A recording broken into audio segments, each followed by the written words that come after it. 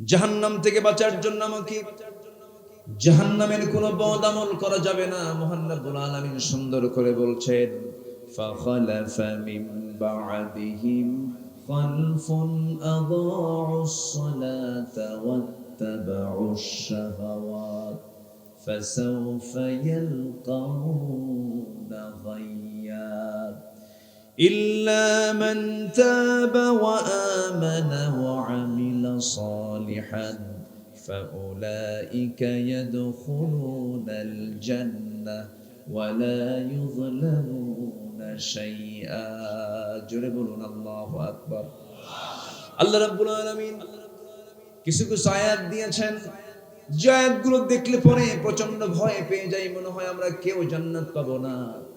আবার কিছু কিছু আয়াত আছে যে আয়াত দেখলে পরে মনে হয় আল্লাহ কোনো বান্দাকে জাহান্নাম দিবেন না। আমার ভাইয়েরা, এর মধ্যে একটা ভয়ঙ্কর আয়াত আমি আজকে তেলাওয়াত করেছি, খুবই ভয়ঙ্কর আয়াত। আল্লাহ রাব্বুল আলামিন রাগ করে বলছেন, আল্লাহ রাব্বুল আলামিন মেজাজ দিয়ে বলছেন, ফাখালাফা মিন বা'দিহিম খালফুন আদাউস সালাতা ওয়াত্তাবাউশ শাহাওয়াত ফাসাউফা ইয়ালকাউনা গায়্যা। যে বান্দা দুটো অপকর্ম করে দুনিয়া থেকে বিদায় নেবে, কয়টা অপকর্ম? দুইটা অপকর্ম করে দুনিয়া থেকে বিদায় নেবে, আল্লাহ রাব্বুল আলামিন বলেন আমি তাকে শুধু জাহান্নাম দেব না, জাহান্নামের গর্ত, কেভ অফ হেল, জাহান্নামের গর্তের মধ্যে আমি তাকে ঢোকায়া ছাড়াবো। জাহান্নামের গর্ত, গর্ত আছে গাই, গর্ত আছে ওয়াইল। আমার আল্লাহ রাব্বুল আলামিন এখানে গাই নামক গর্তের কথা বলেছেন। যে বান্দা দুটো অপকর্ম করে আসবে, আমি তাকে শুধু জাহান্নাম দেব না, জাহান্নামের গাই নামক গর্তের মধ্যে আমি তাকে অবশ্যই প্রবেশ করাবো। ফাসাউফা ইয়ালকাউনা গায়্যা, জাহান্নামের গর্তের মধ্যে ঢুকাবো, যে গর্তটা কি জাহান্নাম পর্যন্ত ভয় পায়, এত ভয়ঙ্কর সেই জাহান্নামের গর্ত। দুনিয়ার জিন্দেগিতে জেলখানার মধ্যে আবার সেল আছে, জেলের মধ্যে কি আছে? সেই গাই নামক গর্তের ভিতরে তাফসীরে কুরতুবীর ভিতরে আরো 6 জন অপকর্মকারীর কথা বলা হয়েছে, মোট 8 জন হয়ে গেল। সরাসরি আয়াতের মধ্যে আসছে দুইটা অপকর্ম করবে যারা, গাই নামক গর্তের মধ্যে প্রবেশ করবে তারা। নাম্বার 1 হলো যে ব্যক্তি নামাজকে নষ্ট করে ফেলবে, যে ব্যক্তি নামাজকে অবহেলা করবে, যে ব্যক্তি নামাজকে বাদ দিবে, আমি আল্লাহ রাব্বুল আলামিন তাকে জাহান্নামের গাই নামক গর্তের মধ্যে ঢুকাবো। এখন বলুন, বাংলাদেশে 1 নম্বর অপকর্ম সবচেয়ে খারাপ কাজ কি হচ্ছে বলেন? বলেন বলেন বলেন বলেন। তাহলে সবার আগে এই জাতির রাহবার যারা, এই জাতির নেতৃত্ব দিবেন যারা, যারা আপনার কল্যাণ চাবেন, যারা আপনার দুনিয়ার কল্যাণ এবং আখিরাতের যারা নাজাত চাবেন, যে সমস্ত নেতৃত্ব যারা চাবেন, তাদের দায়িত্ব হলো 1 নম্বর হলো জাতিকে জাহান্নাম থেকে বাঁচানোর জন্য কি মেসেজ দেওয়া যায়। নেতাদের মুখ থেকে 1 নম্বর কথা বের হওয়া উচিত, নামাজ কয় ওয়াক্ত পড়া দরকার? আসতে বলুন, কয় ওয়াক্ত পড়া দরকার? 5 ওয়াক্ত পড়া দরকার। এখন বলেন তো, আমার দেশে নেতৃত্ব তো বহু আছে, সব নেতা কি নামাজের কথা বলে? বলেন, নামাজের কথা বলে? আমার দেশে মদের আইন আছে না নাই?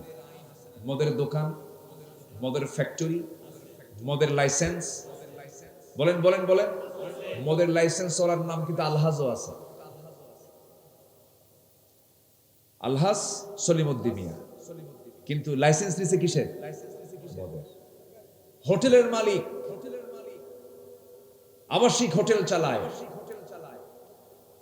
সেই হোটেল চালাতে গিয়ে 5 স্টার হোটেলের কিছু কন্ডিশন আছে, বিজনেসের কিছু কন্ডিশন আছে।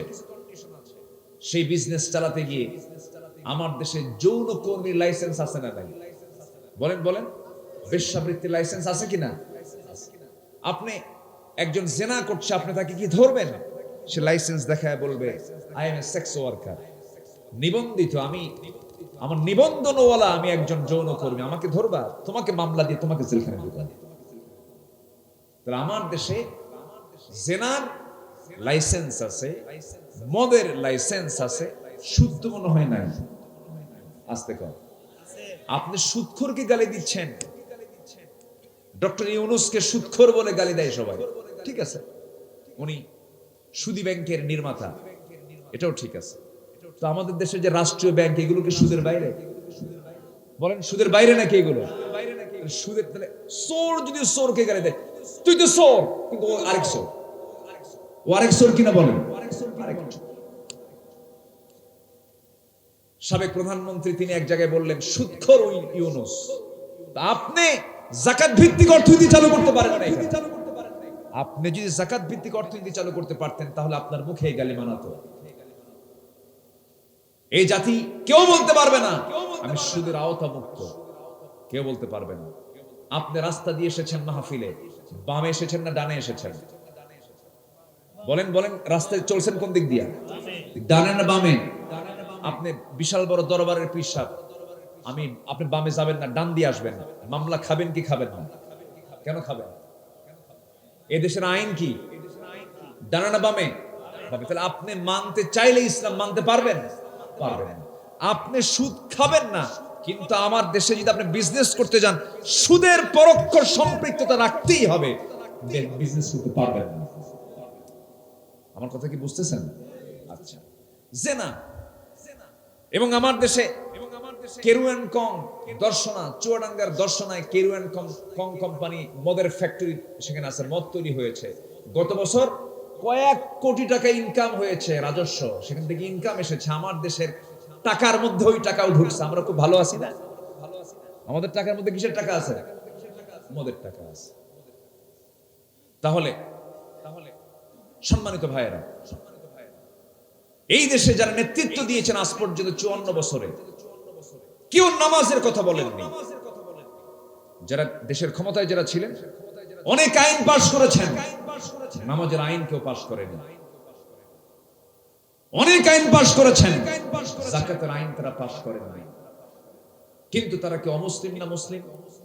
বলেন, অমুসলিম না মুসলিম? মুসলিম। আমার বন্ধুগণ, দিন শেষে কিন্তু আমাকে একাই কবরে যেতে হবে, আল্লাহর সামনে দাঁড়িয়ে জবাব দিতে হবে। দিন শেষে আমার কেউ নাই। বরঞ্চ দুনিয়াতে যদি আপনি ওই বেনামাজি নেতার নেতৃত্ব যদি মেনে দুনিয়া থেকে বিদায় নেন, চরম বিপদে পড়তে হবে। আল্লাহ রাব্বুল আলামিন বলেছেন, ইয়াউমা নাদউ কুল্লা উনাসিম বিইমামিহিম, সেই হাসরের ময়দানে আমি আল্লাহ রাব্বুল আলামিন প্রত্যেক ব্যক্তিকে তার নেতা সহ তুলব, নেতা সহ কর্মীকে ডাকা হবে। এই জন্য নেতৃত্ব মানতে গেলে আগে আনুগত্য না, আগে চিন্তা। বলেন বলেন বলেন বলেন, আগে চিন্তার পরে আনুগত্য। চিন্তা করব এই নেতা আমাকে জাহান্নাম নিয়ে যাবে না জান্নাতে নিয়ে যাবে, এই চিন্তা মাথায় নিয়ে যদি আপনি নেতৃত্ব সঠিক করতে পারেন, ওই নেতৃত্বের আনুগত্য আপনাকে জান্নাতের দরজায় পৌঁছায় দেবে। জোরে বলি সুবহানাল্লাহ। আমার বন্ধুগণ, এই জন্য আল্লাহ রাব্বুল আলামিন জাহান্নামে যাওয়ার যতগুলো কারণ বলেছেন, এখানে শুধু নয়, সূরা মারইয়ামের মধ্যে নয়, সূরা মুদ্দাসসিরে চলে যান। মা সালাকাকুম ফি সাকার ক্বালু লাম নাকু মিনাল মুসাল্লিন ওয়া লাম নাকু নুতঈমুল মিসকিন। ও জাহান্নামীরা, আজকে তোমরা সাকার নামক দোজখে কেন? জাহান্নামীরা বলবে, আমরা 3টা কাজ 4টা কাজ করে আসি নাই। নাম্বার 1 হলো আযান শুনেছি, নামাজ পড়ি নাই, মিসকিনদেরকে খাবার দেই নাই, জনগণের টাকাগুলো মেরে খেয়েছি, কাবিখার টাকাগুলো মেরে খেয়েছি। বয়স্ক ভাতা দিয়েছিল, বিধবা ভাতা দিয়েছিল, সরকার, বিগত সরকার ভালো প্রশংসার দাবি রাখে, এগুলো কাজ, ভালো কাজ। বিধবা ভাতা, বয়স্ক ভাতা। কিন্তু বিধবার ভাতার তালিকায়, বিধবার তালিকায় হলো চেয়ারম্যানের বউ 1 নাম্বার। কার বউ? চেয়ারম্যান তাজা থাকলে বউ বিধবা হয়? কি কথা কি বুঝতেছেন আমার? এরকম রেকর্ড আছে না নাই বলেন তো? আছে না নাই? আমার বন্ধুগণ, আমার ভাইরা, আল্লাহ রাব্বুল আলামিন বলেছেন জাহান্নামে যাওয়ার 1 নাম্বার কারণ হলো আমার হক নষ্ট করলে জাহান্নামে যাওয়া। নাম্বার 2 হলো বান্দার হক নষ্ট করলে জাহান্নামে যাওয়া। আবার এই সূরার মধ্যে, আয়াতের মধ্যে, সূরা মারইয়ামের আয়াতের মধ্যে আল্লাহ রাব্বুল আলামিন বলেছেন জাহান্নামে যাওয়া 1 নাম্বার কারণ হলো ফাখালাফা মিন বা'দিহিম খালফুন আদাউস সালাহ ওয়াত্তাবাউশ শাহাওয়াতি ফাসাউফা ইয়ালকাউনা গায়্যা। এই দুনিয়ার জিন্দেগিতে যারা 1 নম্বরে যারা নামাজকে নষ্ট করবে, নামাজ যারা বাদ দেবে, নামাজ যারা কাজা করবে, যারা নামাজ যারা নষ্ট করবে, তাদেরকে আমি আল্লাহ রাব্বুল আলামিন জাহান্নামের গর্তের মধ্যে ফেলে দেব। আল্লাহ সবচেয়ে বেশি রাগ করেন যখন বান্দা আযান শোনার পরেও নামাজে যায় না। সবচেয়ে বেশি রাগ করেন কে? আসতে বলবেন না, কে?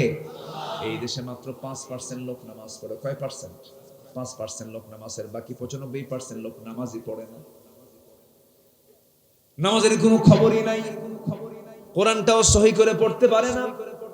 হয়তো বরিশালে এসে পার্সেন্টেজ একটু ভিন্ন হবে, নোয়াখালী বরিশাল আলেম ওলামা বেশি। গড় এভারেজ যদি করে দেখেন গোটা দেশে 18 কোটি থেকে 20 কোটি মানুষ মুসলমান আছে, এর মধ্যে মাত্র 40 থেকে 50 লক্ষ মুসলমান শুধু কোরআনটা সহি করে পড়তে পারে, আর বাকি সিংহভাগ মানুষ কোরআনটা সহি করেই পড়তে পারে না। অথচ 54 বছর এই দেশে শিক্ষা মন্ত্রণালয় ছিল কি ছিল না? এখনো আছে না নাই? এরকম কসু করছে, কি কাজটা করেছে? জাতিকে জাহান্নাম থেকে বাঁচানোর জন্য যে সূরা ফাতিহা সহি না হলে পরে নামাজ হবে না, নামাজের মধ্যে সহি তেলাওয়াত না হলে নামাজ সহি হবে না, সেই কাজটাই করতে পারে না। শিক্ষার দায়িত্ব পালন করলো কারা? এই ডিপার্টমেন্ট গুলো চালালো কারা? অতএব আমি আপনাদেরকে একটা কথা বলতে চাই, একটু এক লাইনে কথাটা শিখে নেবেন, বুঝে নেবেন। দিনের পরিপূর্ণ অনুসরণ সেই সময় হবে যে সময় একটা রাষ্ট্রের রাষ্ট্রীয় পর্যায়ে যখন দিনটা কায়েম হয়ে যাবে। ঠিক কিনা বলেন? মাথা ঠিক থাকলে সব ঠিক হয়ে যাবে, মাথা যদি পচা হয় সব পচা হয়ে যাবে। আমার বন্ধুগণ, তাহলে নামাজ ভিত্তিক ব্যক্তি জীবন গড়ে তুলতে হবে, সমাজ জীবন গড়ে তুলতে হবে, রাষ্ট্রীয় জীবন গড়ে তুলতে হবে। নামাজ কেন্দ্রিক পরিবেশ গড়ে তুললে পরে আল্লাহ রাব্বুল আলামিন ওই বান্দার জন্য জান্নাত রেখে দিয়েছেন। নাম্বার 2 হলো ওয়াত্তাবাউশ শাহাওয়াত ফাসাউফা ইয়ালকাউনা গাইয়া। মন যা চায় সে ব্যক্তি যে ব্যক্তি মন যা চায় তাই করে, মন চায় মানুষকে ঠকাই, মন চায় ওজনে কম দেই, মন চাই জেনার দিকে যাই, মন চাই সুদের কারবার করি, মন যা চায় তাই করে যে বান্দা, সেই বান্দাকে আল্লাহ রাব্বুল আলামিন জাহান্নামের গাই নামক গর্তের মধ্যে ঢুকায় দিবেন। বোনকে সম্পত্তি দেয় না এমন ভাই বুঝি বরিশাল নাই? পেরেছেন? পারেন। তাহলে আমার নবীর মতো মানুষ যদি কোরআন ছাড়া চেষ্টা করে তিনি যদি না পারেন, আজকের সমাজের যে চিত্র, জমির জেরে বাবা মা এক হয়ে রাতের আধারে মেয়েটাকে নিয়ে গিয়ে যে জমি নিয়ে মামলা, সেই জমির উপরে সন্তানকে রেখে বাপ মা নিজে জব করতেছে। জানেন কিনা আমি জানি না, একটা জেলার নাম আছে সংখ্যা দিয়া, মাত্র 20 গ্রাম 20 গ্রাম, নাম শোনেন না? কত গ্রাম? 20 গ্রামে একটা জমির জেরে বাপ মা 15 বছরের একটা মেয়েকে ওই জমির মাঝখানে রাতের আধারে নিয়ে হত্যা করে সেই হত্যার দায় চাপিয়ে দিতে চেয়েছিল শত্রুপক্ষের উপরে। চিন্তা করুন, আমার দেশের কথা বলছি।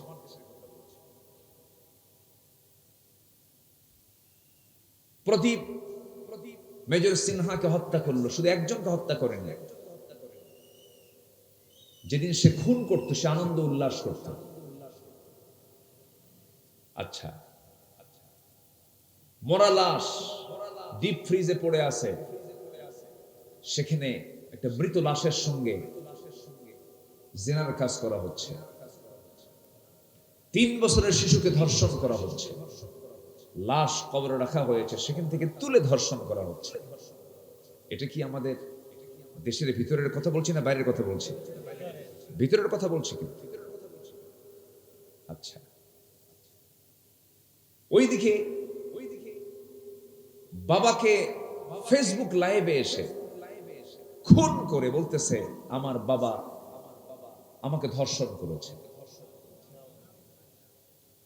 বাপকে খুন করে সে বুঝতে চাচ্ছে যে আমার বাবা দোষী, কিন্তু মূলত বাবা তার মেয়েকে ভালো পথে আনার চেষ্টা করেছে, সে ছিল সমকামী।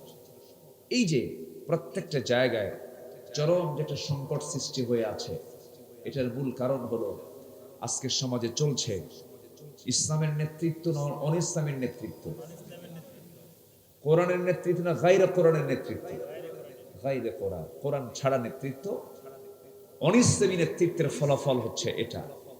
সম্মানিত ভাইয়েরা, ঠিক সেই সময় আমরা বসেছি, কিছু কথা আমি বলতে চাচ্ছি। আমাকে সময় দিচ্ছেন তো নাকি? জোরে বলি ইনশাআল্লাহ। আমি সেই কিতাব থেকে কথা বলতে চাচ্ছি যে কিতাব সকল কিছুর জবাব দিতে প্রস্তুত। জোরে বলি সুবহানাল্লাহ। আপনি কি চান এর মধ্যে সবই আছে, কোনো কিছু বাদ পড়েনি। পৃথিবীর হোল সায়েন্স এর মধ্যে আছে। আল্লাহু আকবার বলে সব তথ্য আল্লাহ পাকের মধ্যে বলে দিয়েছে। যেরকম এই যে লোহা, এই যে রেকর্ড হচ্ছে লোহা দিয়ে, আমার আপনার এই যে ভাইজান গাড়িতে করে আসছেন, লোহা যদি পৃথিবীতে না থাকতো গাড়ি থাকতো? হতো না। আপনি কাপড় সেলাই করবেন, কাপড়টা ছিঁড়ে গেছে, কি লাগে? সুই কি দিয়ে বানায়? আচ্ছা, ধান কাটবেন, কি লাগে? কাশি কি দিয়ে বানায়? লোহা দিয়ে বানায়। পৃথিবীর এমন কোন কাজ নেই যে কাজে লোহার প্রয়োজনীয়তা নেই। এই লোহাটা কার দেওয়া? বানায় লোহাটা দিছেন কে? তাহলে বিএসআরএম, কেএসআরএম, একেসি স্টিল ফ্যাক্টরি এরা কি লোহা বানায়? না, এরা প্রসেস করে। কিন্তু লোহাটা মূলত কার দেওয়া? আল্লাহর দেওয়া। দিনাজপুরের কয়লা, সিলেটের গ্যাস, সৌদি আরবের সোনা, এরপরে মিডল ইস্টের যে তেল, এই যে খনিগুলো সব খনি কি মাটির নিচের না মাটির উপরে? মাটির নিচে। লোহাটা কোথাকার বলে? না, চিন্তা করে দেখে। আল্লাহ রাব্বুল আলামিন বলেন, আজ থেকে ১৫০০ বছর আগে মহান রাব্বুল আলামিন বলেন, وَأَنزَلْنَا الْحَدِيدَ فِيهِ بَأْسٌ شَدِيدٌ وَمَنَافِعُ لِلنَّاسِ। আমি আল্লাহ রাব্বুল আলামিন লোহাটা নাজিল করেছি। কি করেছি? নাজিল করেছি, অবতরণ করেছি। নাজিল হওয়া মানে নিচ থেকে উপরে ওঠা নয়, উপর থেকে নিচে নামার নাম হলো নাজিল হওয়া। আমি আল্লাহ রাব্বুল আলামিন লোহাটাকে নাজিল করে দিয়েছি। ফিহি বাসুন শাদীদুন, যার মধ্যে রয়েছে প্রচন্ড শক্তি এবং মানুষের জন্য নানাবিধ উপকার। প্রচন্ড শক্তি মানে ওই যে পাকিস্তান ইন্ডিয়াকে মারলো, ইন্ডিয়া পাকিস্তানকে যে মিসাইল মারলো, এর মধ্যে লোহা মনে হয় বাদ পড়ছে। আজ থেকে লোহা আছে না নেই বলেন? ফিহি বাসুন শাদীদুন। আবার ১৫০০ বছর আগে রাসূল ওই সময় যুদ্ধ করেছেন, হাতে লোহা নিয়েছেন, তরবারি নিয়েছেন। তরবারিটা কি দিয়ে বানানো? কি দিয়ে বানানো বলেন? লোহা দিয়া। যাতে রয়েছে প্রচন্ড শক্তি। ফিহি বাসুন শাদীদু ওয়া মানাফিউ লিন-নাস, মানুষের জন্য বিশাল নানাবিধ উপকার আছে। লোহা যদি না হতো কিছুই হতো না। আমার বডিটা দাঁড়ায় আছে হাড়ের উপরে, হাড় যদি না থাকতো আমি দাঁড়াতে পারতাম না। তেমনি যে কোনো স্ট্রাকচার তৈরি করতে যাবেন সেখানে আগে লোহার দরকার, লোহা ছাড়া কিছুই হবে না। এই লোহাটা আল্লাহ পাক মাটির নিচে দিয়েছেন না, উপর থেকে নাজিল করেছেন। উপর থেকে নাজিল করেছেন। কথাটা শোনেন একটু, কোরআন কি তথ্য দেয় দেখে। আল্লাহ পাক লোহা নামে একটা সূরা নাজিল করেছেন, সূরাতুল হাদিদ। সূরাতুল হাদিদ, লোহা নামে আল্লাহ পাক একটা সূরা নাজিল করেছেন। এই লোহা যদি কেউ বানাতে চায়, বিজ্ঞানী বলতেছে, যারা গবেষক তারা বলতেছেন লোহা বানাতে যে তাপমাত্রার প্রয়োজন, সেই তাপমাত্রা হলো ৫ বিলিয়ন ডিগ্রি সেলসিয়াস তাপমাত্রা লাগবে। ৫ বিলিয়ন ডিগ্রি সেলসিয়াস তাপমাত্রা ছাড়া লোহা প্রস্তুত করার চিন্তাই করা যায় না। অথচ আল্লাহ রাব্বুল আলামিন সূর্য যদি দিয়েছেন, এই সূর্যের আভ্যন্তরীণ তাপমাত্রা হলো ১৫ million degree Celsius. ১৫ million degree Celsius যদি সূর্যের তাপমাত্রা হয়, তাহলে ৫ বিলিয়ন তাপমাত্রা কি দুনিয়ার কোথাও থাকতে পারে? নাই। তাহলে লোহা তৈরি করার জন্য যে তাপমাত্রার প্রয়োজন, সেই জাতীয় তাপমাত্রা পৃথিবীর কোথাও নাই। তাহলে এই লোহাটা আসলো কেমন করে? বিজ্ঞান বলছে মহাশূন্যের মাঝে কোন সুপারনোভার মহাবিস্ফোরণের মধ্য দিয়ে আল্লাহ রাব্বুল আলামিন আসমান থেকে লোহাটা বরকতের আকারে আল্লাহ পাক আসমান থেকে নাজিল করে দিয়েছে। একটু জোরে বলি সুবহানাল্লাহ। আর একটু জোরে বলি সুবহানাল্লাহ। এখন বলুন, কোরআনটা যে তথ্যটা দিল, এই কোরআন তথ্য আগে দিয়েছে না বিজ্ঞান আগে তথ্য দিয়েছে? কত আগে দিয়েছে? ১৫০০ বছর আগে নাজিল হওয়া কিতাবে আল্লাহ পাক এই তথ্যটা দিয়ে দিয়েছেন। লোহা আল্লাহ পাক নাজিল করেছেন। জোরে বলেন সুবহানাল্লাহ। আমার বন্ধুগণ, কোরআনের আশ্চর্যতা নিয়ে, কোরআনের সৌন্দর্য নিয়ে কথা বলতে গেলে ঘন্টার পরে ঘন্টা চলে যাবে। এই যে আমরা ফিঙ্গারপ্রিন্টটা দেই, ফিঙ্গারপ্রিন্ট ছাড়া পৃথিবী অচল। ভাইজান, শিল্পপতি মানুষ বিশ্বের বহু দেশে ভ্রমণ করেছে, এই ফিঙ্গারপ্রিন্ট ছাড়া কেউ কি চলতে পারবে নাকি? চলতে পারবে না। আপনার জমির দলিল হবে, ফিঙ্গারপ্রিন্ট ছাড়া চলবে না। যদি ফিঙ্গারপ্রিন্ট যদি মিল থেকে যেত, সমস্ত রেজিস্ট্রি অফিস অচল হয়ে যেত, ইমিগ্রেশন অচল হয়ে যেত, কোথাও কোনো সিকিউরিটি থাকতো না। আল্লাহ পাক এটাকে পাসওয়ার্ড করে দিয়েছেন। মহান রব্বুল আলামিন কত আগে ফিঙ্গারপ্রিন্ট কিন্তু আগে কেউ জানতো না। আধুনিক দুনিয়াতে এসে ফিঙ্গারপ্রিন্টটা চালু হয়ে গেছে। আল্লাহ রাব্বুল আলামিন বলেন, বালা কাদিরিনা আলা আন নুসাউইয়া বানানা। বান্দা, তুমি আমাকে কেমন করে অস্বীকার করতে পারবে? আমি আল্লাহ রাব্বুল আলামিন তোমার নখের অগ্রভাগগুলোকে, এই 5টা নখের অগ্রভাগকে আমি আল্লাহ রাব্বুল আলামিন স্বতন্ত্র করে বানিয়ে দিয়েছি। 700 কোটি মানুষের হাতের ফিঙ্গারের সঙ্গে তোমার হাতের ফিঙ্গার মিলবে না। জোরে কোন সুবহানাল্লাহ। কার সৃষ্টি? আসতে বলবেন না, কার সৃষ্টি? চামড়া মিলবে না। আপনার গায়ের চামড়া এখান থেকে ছিলে গেছে, উঠে গেছে, সমস্যা নাই। আপনার ইনসাইড নিতম্বের সাইড থেকে চামড়া কেটে নিয়ে সার্জারি করে আপনি এখানে লাগাতে পারবেন। এখানে গরুর চামড়া হবে না, বাবার চামড়া দিয়ে ছেলের চামড়া হবে না, ছেলের চামড়া দিয়া বাবার চামড়া হবে না। হার্ট ব্লক হয়ে গেছে, বাইপাস সার্জারি করতে হবে, রগ লাগবে, একটা তার লাগবে। এই তার গরুর রগ আর ছাগলের রগ দেওয়া হবে না, অন্য কারো রগ দেওয়া হবে না।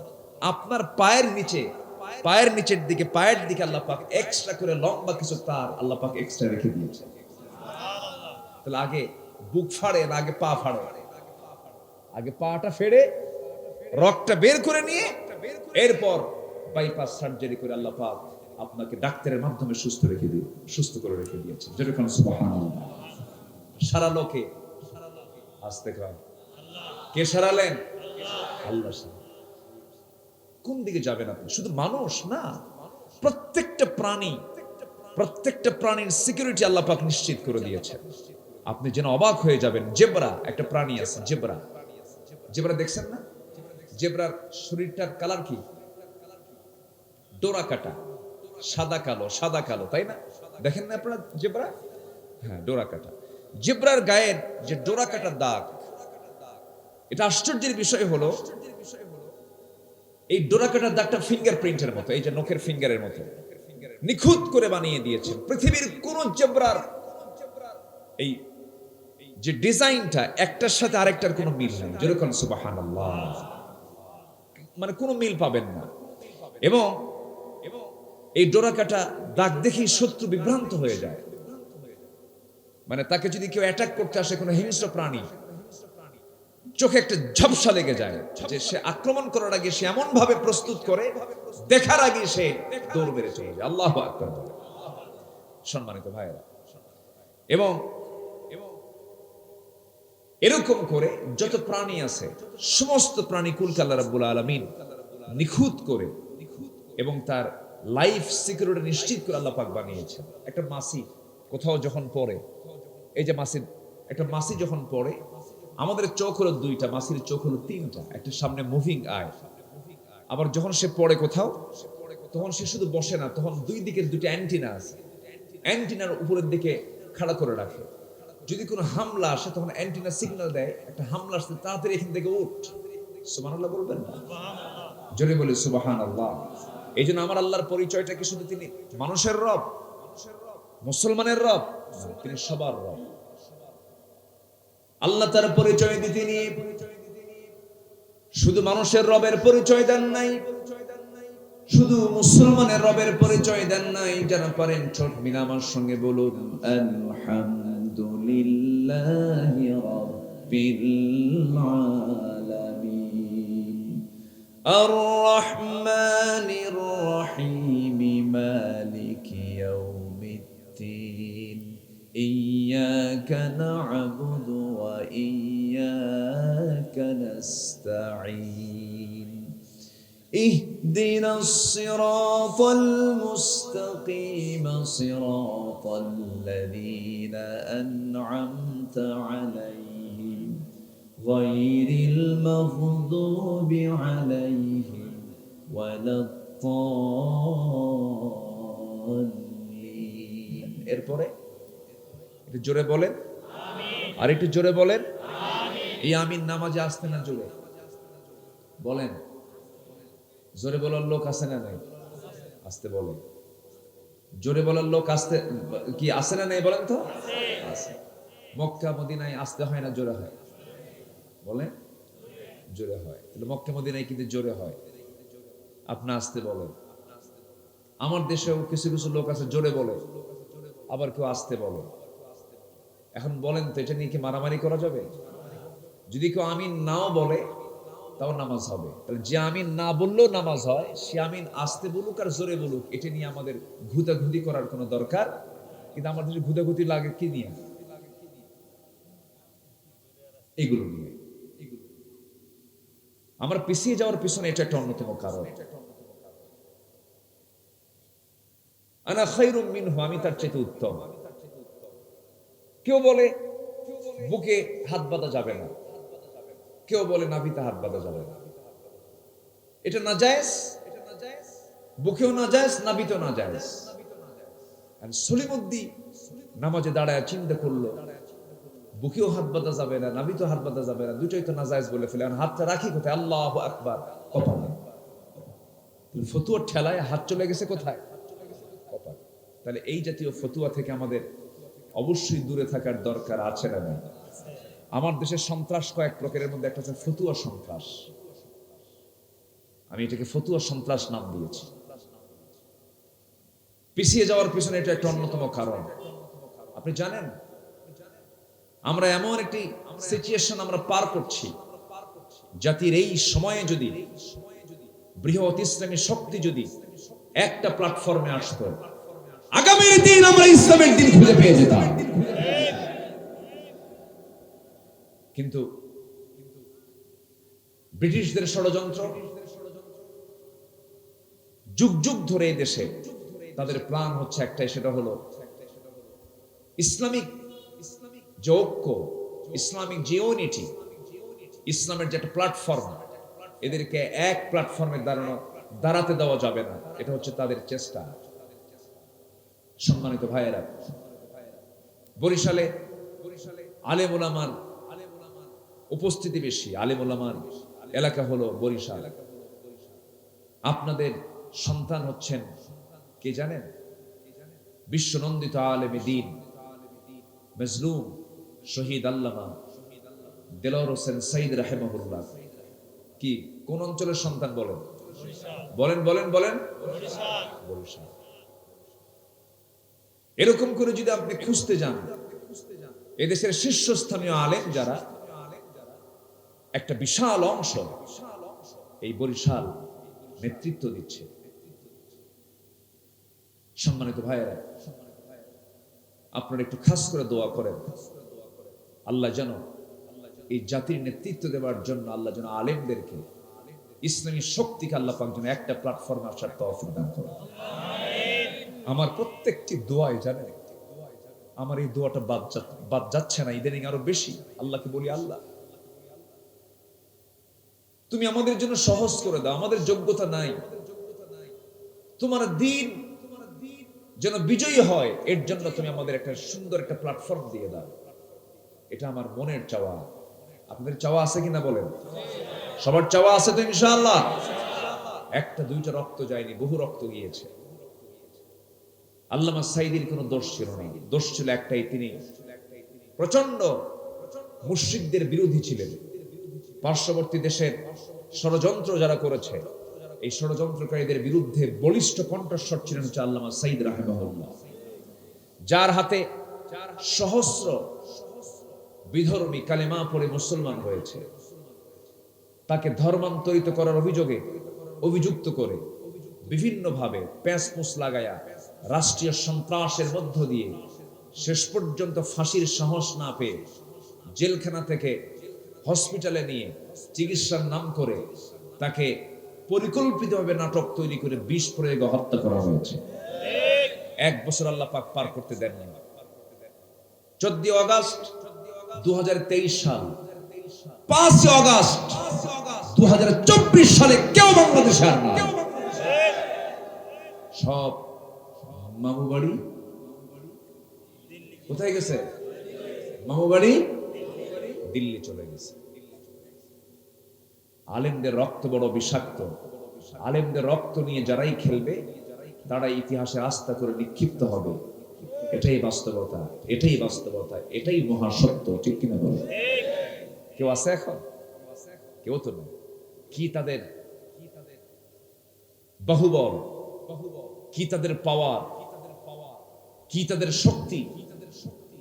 এবং তারা প্রাউড করে বলল 2041 পারতে পারলে কিয়ামত বলতে পারত। এমন একটা ভাবসাব।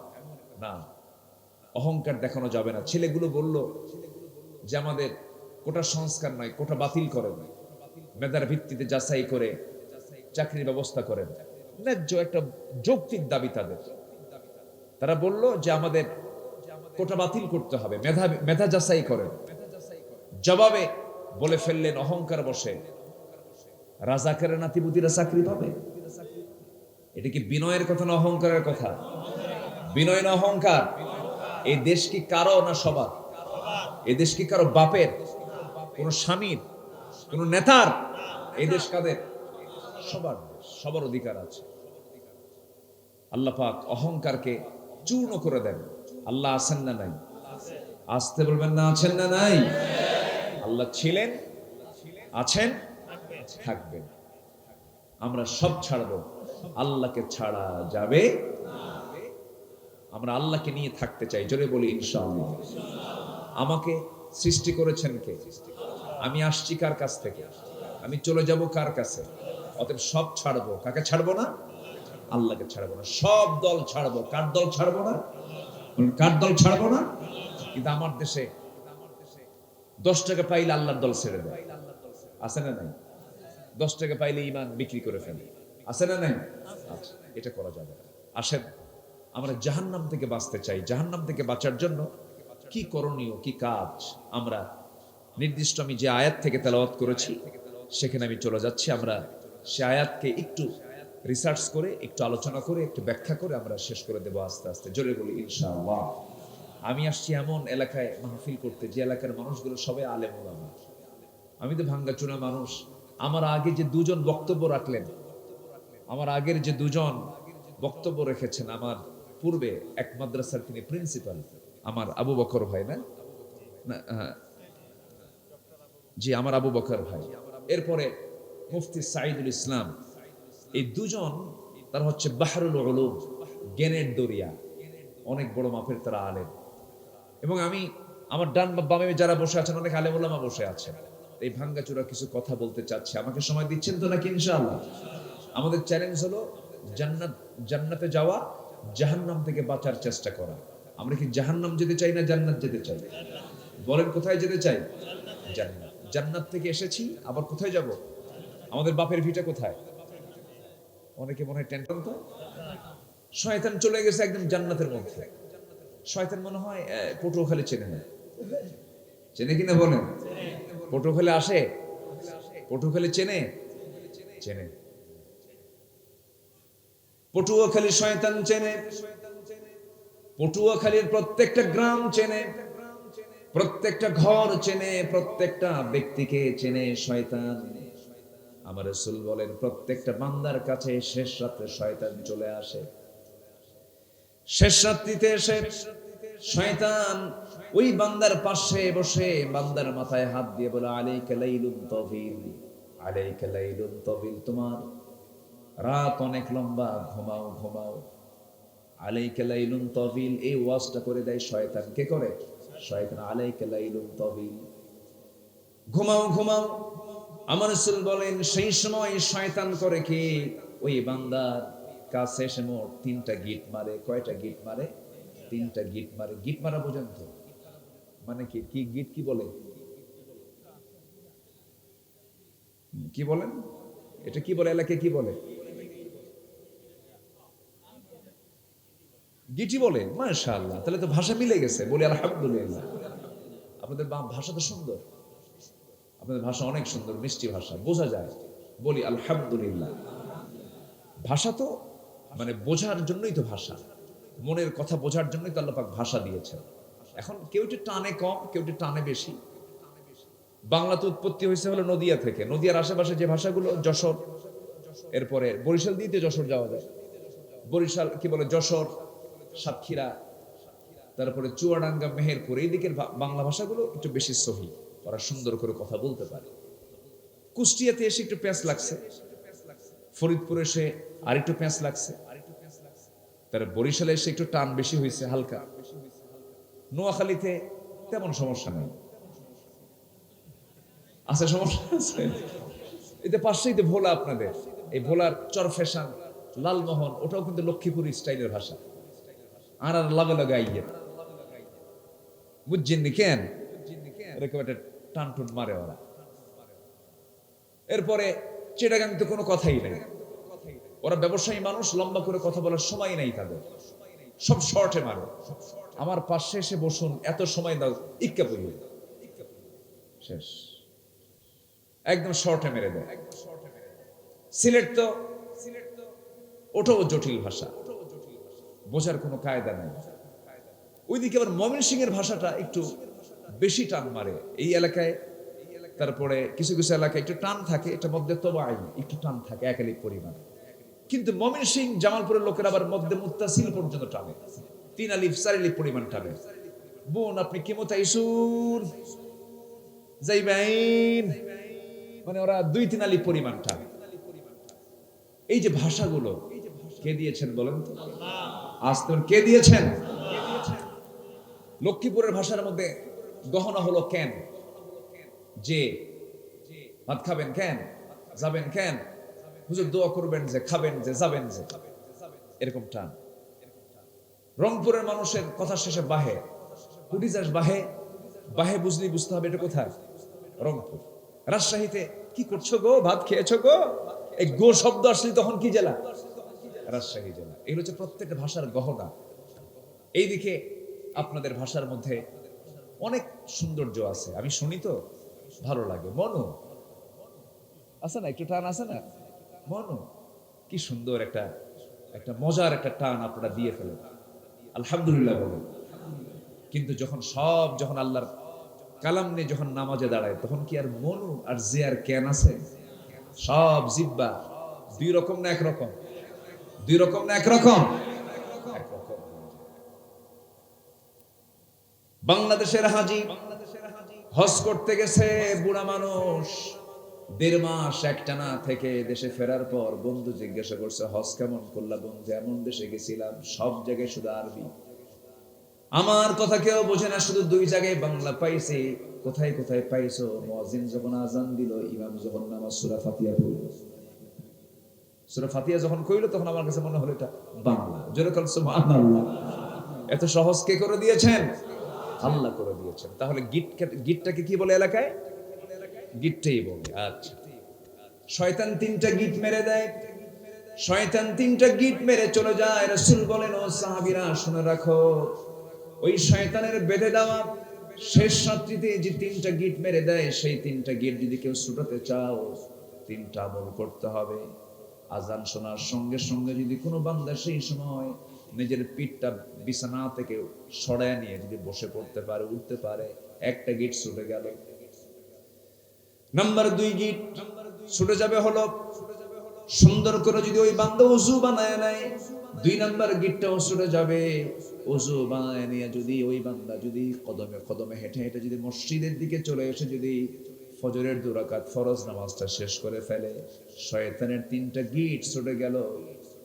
আর আগত 24 ঘন্টা শয়তান তার কাছে ওয়াসা দেওয়ার জন্য সাহস পায় না। জোরে কোন সুবহানাল্লাহ। এই আমল কি করা যাবে? আজকে রাতেই শুধু, আর কালকে দরকার নাই। হ্যাঁ, আমৃত্যু আমরা এই আমল করব, জোরে বলি ইনশাআল্লাহ। এদিকে আমার কোনো কথা না, নবীর কথা বলেন তো। নবীর হাদিস কয়টা গিট মারে, কয়টা গিট মারে, এবং আমল শিখিয়ে দিয়েছেন কয়টা। কি আজান শুনেই কি করব? বলেন বলেন, উঠে বসলাম। নাম্বার 2 কি করব বলেন? ওযু করে নেব। নাম্বার 3 কি করব? মসজিদে গিয়ে কয় রাকাত? 2 রাকাত ফরজ নামাজ। আবার তাহলে সুন্নাত বাদ দিবেন নাকি আবার? রাকাতাই সালাতুল ফজর খায়রুম মিনাদ দুনিয়া ওয়া মা ফিহা। ফজরের 2 রাকাত সুন্নতের দাম হলো আসমান এবং জমিনে আল্লাহ পাক যত সম্পদ রেখেছেন, খায়রুদ দুনিয়া ওয়া মা ফিহা, দুনিয়া এবং দুনিয়ার মাঝে যা আছে তার চেয়ে দামি হলো আল্লাহর কাছে ফজরের 2 রাকাত সুন্নত। সুবহানাল্লাহ। আমরা এই আমলটা করব, জোরে বলি ইনশাআল্লাহ। আমরা জাহান্নাম থেকে বাঁচতে চাই। আমাদের চ্যালেঞ্জ হলো জাহান্নাম থেকে বাঁচতে হবে। জাহান্নাম থেকে বাঁচার জন্য আমাকে জাহান্নামের কোন বদ আমল করা যাবে না। মহান রব্বুল আলামিন সুন্দর করে বলছেন, ফাখালাফা মিন বা'দিহিম খালফুন আদাউস সালাতা ওয়াত্তাবাউশ শাহাওয়াত ফাসাউফা ইয়ালকাউনা গায়্যা ইল্লা মান তাবা ওয়া আমানা ওয়া আমিলা সালিহান فأولئك يدخلون الجنة ولا يظلمون شيئا جربون الله أكبر আল্লাহ রাব্বুল আলামিন কিছু কিছু আয়াত দিয়েছেন, যে আয়াতগুলো দেখলে পরে প্রচন্ড ভয় পেয়ে যাই, মনে হয় আমরা কেউ জান্নাত পাবো না। আবার কিছু কিছু আয়াত আছে যে আয়াত দেখলে পরে মনে হয় আল্লাহ কোনো বান্দাকে জাহান্নাম দিবেন না। আমার ভাইয়েরা, এর মধ্যে একটা ভয়ঙ্কর আয়াত আমি আজকে তেলাওয়াত করেছি, খুবই ভয়ঙ্কর আয়াত। আল্লাহ রাব্বুল আলামিন রাগ করে বলছেন, আল্লাহ রাব্বুল আলামিন মেজাজ দিয়ে বলছেন, ফাখালাফা মিন বা'দিহিম খালফুন আদাউস সালাতা ওয়াত্তাবাউশ শাহাওয়াত ফাসাউফা ইয়ালকাউনা গায়্যা। যে বান্দা দুটো অপকর্ম করে দুনিয়া থেকে বিদায় নেবে। কয়টা অপকর্ম? 2টা অপকর্ম করে দুনিয়া থেকে বিদায় নেবে। আল্লাহ রাব্বুল আলামিন বলেন, আমি তাকে শুধু জাহান্নাম দেব না, জাহান্নামের গর্ত, কেভ অফ হেল, জাহান্নামের গর্তের মধ্যে আমি তাকে ঢোকায়া ছাড়াবো। জাহান্নামের গর্ত, গর্ত আছে গাই, গর্ত আছে ওয়াইল। আমার আল্লাহ রাব্বুল আলামিন এখানে গাই নামক গর্তের কথা বলেছেন। যে বান্দা দুটো অপকর্ম করে আসবে, আমি তাকে শুধু জাহান্নাম দেব না, জাহান্নামের গাই নামক গর্তের মধ্যে আমি তাকে অবশ্যই প্রবেশ করাবো। ফাসাউফা ইয়ালকাউনা গায়্যা, জাহান্নামের গর্তের মধ্যে ঢুকাবো, যে গর্তটা কি জাহান্নাম পর্যন্ত ভয় পায়, এত ভয়ঙ্কর সেই জাহান্নামের গর্ত। দুনিয়ার জিন্দেগিতে জেলখানার মধ্যে আবার সেল আছে। জেলের মধ্যে কি আছে? সেল আছে। সেলটা ওই জেলের চাইতে আরো জটিল জায়গা। জেলখানার ভিতরে হাজতে সবাইকে নিয়ে এক জায়গায় থাকতে পারে, গল্প গুজব করতে পারে, কিন্তু যারা সেলের যারা বাসিন্দা, সেলে যারা থাকে, তাদের পাশে কেউ নাই, একা থাকতে হয়। তার নাম কি? সেল। জানেন তো নাকি? জানার তো কথা, কারণ এই 16 বছরে তো মানুষ বেশি ছিল না মামলা বেশি ছিল? বলেন বলেন বলেন, মানুষ বেশি না মামলা বেশি? মামলাই বেশি ছিল। আমিও ছিলাম। যারা মানুষ তারা সবাই ছিল, যারা অমানুষ তারা কেউ ছিল না। কি কথা কি বুঝতেছেন কি?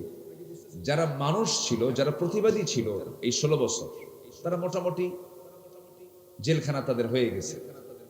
আর ভালো কাজ করে জেলখানায় যাওয়ার একটা চান্স এই 16 বছরই গেছে। এখন আর যাওয়ার সুযোগ নাই। এখন আর যাওয়ার সুযোগ আছে? সুযোগ তো নাই। সুযোগ চলে গেছে 16 বছর। আকাম কুকাম তো কম করেনি। 2018 সালে নির্বাচনের আগ দিন আমি মাহফিল শেষ করে আমি আমার বাসায় ঢুকে পড়েছি। অনেকগুলো পুলিশ নিয়ে, প্রায় শতাধিক পুলিশ নিয়ে আমার বাড়ি ঘেরাও করে বাড়িতে ঢুকে সালাম দিয়ে বলে, হুজুর ওসি সাহেব আপনাকে সালাম জানিয়েছেন, উনি তো আপনাকে চা খাওয়ার দাওয়াত দিচ্ছেন।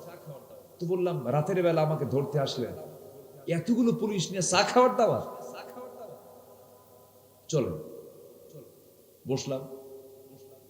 ওসি মহোদয় আমার চোখের দিকে তাকানোর সাহসই পাচ্ছেন না। একটু হলেও তো মানুষের ভিতরে কমন সেন্স থাকে। আমার দিকে তাকানো মানে তাকাচ্ছেনই না, লজ্জা পাচ্ছেন। বললো, হুজুর একটু মাফ করে দিয়েন। কি করব, কথা শুনতে বাধ্য হই, চাকরি করতে হয়, ছেলে মেয়ে আছে, বউ বাচ্চা আছে, এখন চাকরি বাঁচান তো ফরজ। আমি বললাম ইমান বাঁচান তো নফল। মামলা যা ছিল আরো কিছু মামলা যোগ করিয়া হ্যান্ডক্যাপ ট্যান্ডক্যাপ লাগাই দিয়া পরের দিন কোর্টে চালান দিয়ে দিল। কোর্টে গেলাম, কোর্টের জজ আমার দিকে তাকায়, মারল একটা জিব্বায় কামড়। মানে চিনছে, চিনে ওই আইনের ধারা দেখে দেখে যে এমন আইনের ধারা, এমন মামলা দিছে যেটার জামিন হলে তার চাকরি থাকবে। জামিন অযোগ্য মামলা দিয়ে পাঠায় দিল হাজতে। বুকে তো আর ভয় রাখিনি, কারণ আমি তো চুরি করে যাচ্ছি না, কোনো ভয় তো নাই। ঢুকলাম জেলখানায়। জেলখানায় ঢুকেই প্রধান ফটক দিয়ে ভিতরে ঢুকিয়ে দেখি এক বুড়া চাচা, আপনার চাইতে বেশি বয়স, মানে একদম মানে চামড়া টামড়া কুচকে গেছে, বয়স্ক মানুষ, 85 বছর বয়স, এরকম মুরব্বী সামনে দাঁড়ানো। আমাকে দেখা মাত্রই তার চোখ খুব মানে ভালো, আমাকে দেখা মাত্র এত খুশি হলো, মুখে একটা দাঁতও নাই। সালাম একখান দিল দাঁতহীন মুখে, বোঝেন নাই, সালাম দিয়ে বলে হুজুর আপনি জেলখানায় ঢুকছেন, খুব খুশি হলাম। তো বললাম ঢুকলাম জেলে, আপনি খুশি হলেন কেন? বলতেছে হুজুর মাহফিলে যাই, ওয়াজ শুনি, আমি এত চেষ্টা করছি হুজুর আপনার সঙ্গে একটু মোসাফা করব, একটু কোলাকুলি করবো, একটু মত বিনিময় করবো, একটু মনের কথাগুলো বলবো, একটু দোয়া চাবো, বহুবার চান্স নিয়েও পারিনি আপনার সঙ্গে সাক্ষাৎ করতে। আল্লাহ আমার কত সুন্দর মিলাই দিয়েছে, হুজুর দোয়া করে আপনি জেলখানায় থাকেন। তো আমি বললাম চাচা ভালো কথা, তো আপনি জেলখানায় কেন? এই বুড়া কেলা আপনি কেন জেলখানায়? চাচা একটু ঠোঁট কাটা মানুষ। চাচা বলতেছে বাবা বোমা হামলা, বোমা হামলা। মানে ওনার নামে কিসের মামলা দিছে? বলতেছে আমি নাকি বোমা মারছি। বাবা আমার এই হাত যে কাঁপে, এই কাঁপনি হাত নিয়ে যদি বোমা মারতে যাই, বোমা কি লক্ষ্যে যাবে না আমার মাথায় পড়ে যাবে? এই হলো সিচুয়েশন। মামলার আসামি খুঁজে না পেয়ে রাস্তার ফকিরকে পর্যন্ত ধরে নিয়ে মামলা দিয়েছে। আমার চোখ সাক্ষী, আমি দেখেছি ফকিরকে ধরে নিয়ে তাকে মামলা দিয়েছে। এত কিছু করেছে। সম্মানিত ভাইয়েরা, এই তো দুনিয়ার জেলখানা, এই তো দুনিয়ার সেল, দুনিয়ার জেল। আল্লাহ বলছেন বান্দা দুটো অপকর্ম করে আসবি, আমি তোকে শুধু জাহান্নাম দেব না, জাহান্নামের গর্তের মধ্যে ঢুকাবো। জাহান্নামের গর্তটা কত ভয়ঙ্কর যে জাহান্নাম তার নাম শুনলে ভয় পায়। সেই গাই নামক গর্তের ভিতরে তাফসীরে কুরতুবীর ভিতরে আরো 6 জন অপকর্মকারীর কথা বলা হয়েছে। মোট 8 জন হয়ে গেল। সরাসরি আয়াতের মধ্যে আসছে 2টা অপকর্ম করবে যারা, গাই নামক গর্তের মধ্যে প্রবেশ করবে তারা। নাম্বার 1 হলো যে ব্যক্তি নামাজকে নষ্ট করে ফেলবে, যে ব্যক্তি নামাজকে অবহেলা করবে, যে ব্যক্তি নামাজকে বাদ দিবে, আমি আল্লাহ রাব্বুল আলামিন তাকে জাহান্নামের গাই নামক গর্তের মধ্যে ঢুকাবো। এখন বলুন বাংলাদেশে 1 নম্বর অপকর্ম সবচেয়ে খারাপ কাজ কি হচ্ছে বলেন? বলেন বলেন বলেন বলেন। তাহলে সবার আগে এই জাতির রাহবার যারা, এই জাতির নেতৃত্ব দিবেন যারা, যারা আপনার কল্যাণ চাবেন, যারা আপনার দুনিয়ার কল্যাণ এবং আখিরাতের যারা নাজাত চাবেন, যে সমস্ত নেতৃত্ব যারা চাবেন, তাদের দায়িত্ব হলো 1 নম্বর হলো জাতিকে জাহান্নাম থেকে বাঁচানোর জন্য কি মেসেজ দেওয়া যায়। নেতাদের মুখ থেকে 1 নম্বর কথা বের হওয়া উচিত, নামাজ কয় ওয়াক্ত পড়া দরকার? আসতে বলুন, কয় ওয়াক্ত পড়া দরকার? 5 ওয়াক্ত পড়া দরকার। এখন বলেন তো আমার দেশে নেতৃত্ব তো বহু আছে, সব নেতা কি নামাজের কথা বলে? বলেন নামাজের কথা বলে? আমার দেশে মদের আইন আছে না নাই? মদের দোকান, মদের ফ্যাক্টরি, মদের লাইসেন্স, বলেন বলেন বলেন। মদের লাইসেন্স চলার নাম কিন্তু আলহাজও আছে। আলহাজ সলিমউদ্দিন মিয়া, কিন্তু লাইসেন্স নিছে কিসের? মদের। হোটেলের মালিক আবাসিক হোটেল চালায়, সেই হোটেল চালাতে গিয়ে 5 স্টার হোটেলের কিছু কন্ডিশন আছে, বিজনেসের কিছু কন্ডিশন আছে। সেই বিজনেস চালাতে গিয়ে আমার দেশে যৌন কর্মীর লাইসেন্স আছে না নাই? বলেন বলেন। বেশ্যাবৃত্তির লাইসেন্স আছে কিনা? আপনি একজন জেনা করছে, আপনি তাকে কি ধরবেন? সে লাইসেন্স দেখায় বলবে I M A sex worker. নিবন্ধিত, আমি আমার নিবন্ধনওয়ালা, আমি একজন যৌনকর্মী, আমাকে ধরবা, তোমাকে মামলা দিয়ে তোমাকে জেলখানায় ঢুকবা। তাহলে আমার দেশে জেনার লাইসেন্স আছে, মদের লাইসেন্স আছে, সুদ তো মনে হয় নাই। আস্তে কর, আপনি সুদখোরকে গালি দিচ্ছেন, ডক্টর ইউনূসকে সুদখোর বলে গালি দেয় সবাই, ঠিক আছে, উনি সুদী ব্যাংকের নির্মাতা, এটাও ঠিক আছে। তো আমাদের দেশের যে রাষ্ট্রীয় ব্যাংক, এগুলো কি সুদের বাইরে? বলেন সুদের বাইরে নাকি এগুলো? সুদের, তাহলে চোর যদি চোরকে গালি দেয়, তুই তো চোর, কিন্তু ও আরেক চোর, ও আরেক চোর কিনা বলেন। সাবেক প্রধানমন্ত্রী তিনি এক জায়গায় বললেন সুদখোর ইউনূস, আপনি যাকাত ভিত্তিক অর্থনীতি চালু করতে পারেন না। আপনি যদি যাকাত ভিত্তিক অর্থনীতি চালু করতে পারতেন, তাহলে আপনার মুখে এই গালি মানাতো। এই জাতি কেউ বলতে পারবে না আমি সুদের আওতা মুক্ত, কেউ বলতে পারবে না। আপনি রাস্তা দিয়ে এসেছেন মাহফিলে, বামে এসেছেন না ডানে এসেছেন? বলেন বলেন, রাস্তায় চলছেন কোন দিক দিয়ে, ডানে না বামে? আপনি বিশাল বড় দরবারের পীর সাহেব, আপনি বামে যাবেন না, ডান দিয়ে আসবেন, মামলা খাবেন কি খাবেন না? কেন খাবেন? এই দেশের আইন কি, ডানে না বামে?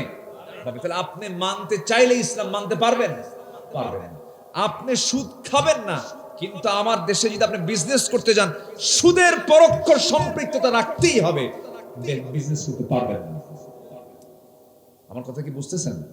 আচ্ছা, জেনা, এবং আমার দেশে কেরুয়ান কং দর্শনা, চুয়াডাঙ্গার দর্শনায় কেরুয়ান কং কোম্পানি মদের ফ্যাক্টরি সেখানে আছে, মদ তৈরি হয়েছে।